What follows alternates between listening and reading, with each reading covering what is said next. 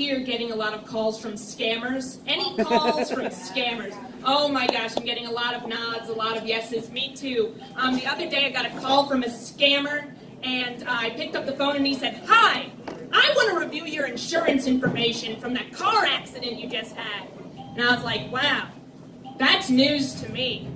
Because I don't drive. I don't drive purposefully to prevent an accident because I'm that bad at driving. But I knew he was a scammer. I wanted to play along a little bit, so I was like, oh, okay. Is that the car accident where I died? And then he said, yeah, that one. He wasn't even listening to me. We end up talking for about a half hour. He was a really nice guy. His name was Alex. And 30 minutes into it, he was like, hey, can you be my girlfriend? And then I said, no, Alex, I want to marry you. And then he hung up the phone. But that's fine, everyone. I've moved on. You know, there are other people out there. But I guess what I'm trying to say is, Alex, if you're listening to this, my number's still the same, and I'm still very available. Oh, Alex, the scammers have leveled up. They've leveled up. They're texting now. Literally last week I got a text and it was like, hi, you are Best Buy's mystery box winner for this week. Click on the link to redeem your mystery box.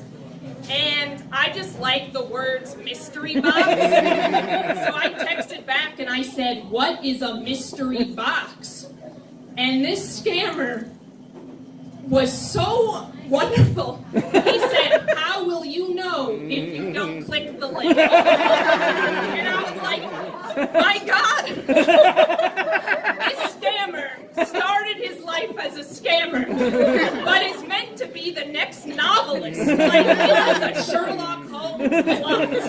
Sherlock Holmes and the mystery box. And then I never responded, and then 5 days later he was like, do you know what's inside the mystery box? 5 question marks. I was like, you are leveling up, scammer. My office is trying to take a first-hand approach to combat the scammers.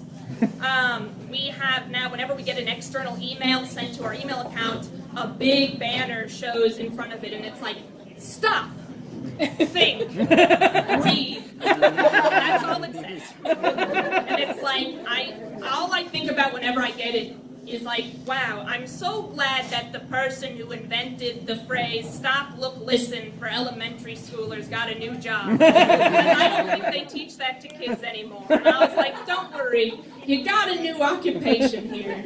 Oh my gosh. I've been thinking a lot about, I turned 30 in January. Oh, thank you.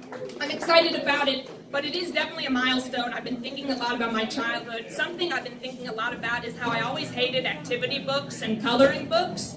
And everyone's like, finish the coloring book. And it's like, have you ever thought about how a coloring book is just a publisher's mistake? That they're like, don't worry, the kids will still play with it. Like, it's an unfinished book that the kids have to finish.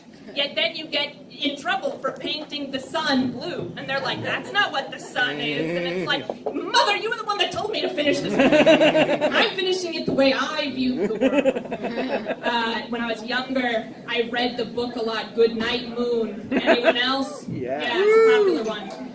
But then, you know, the whole book, you're saying goodnight to the moon. You're like, good night, moon, good night, stars, good night, chair everywhere. But here's the thing about it. The moon doesn't care what night you have because the moon is the person controlling the night you have.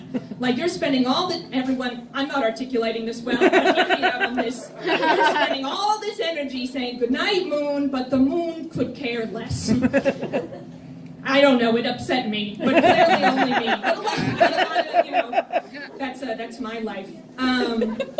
I've been thinking a lot about this other thing, which is I was 8 years old when Y2K happened, which if you are not a very, very young person, you know that's when it became the year 2000, and some people are just shaking their head, they're like, no, you were not 8 years old when Y2K happened. Yes, I was, and I haven't thought about it.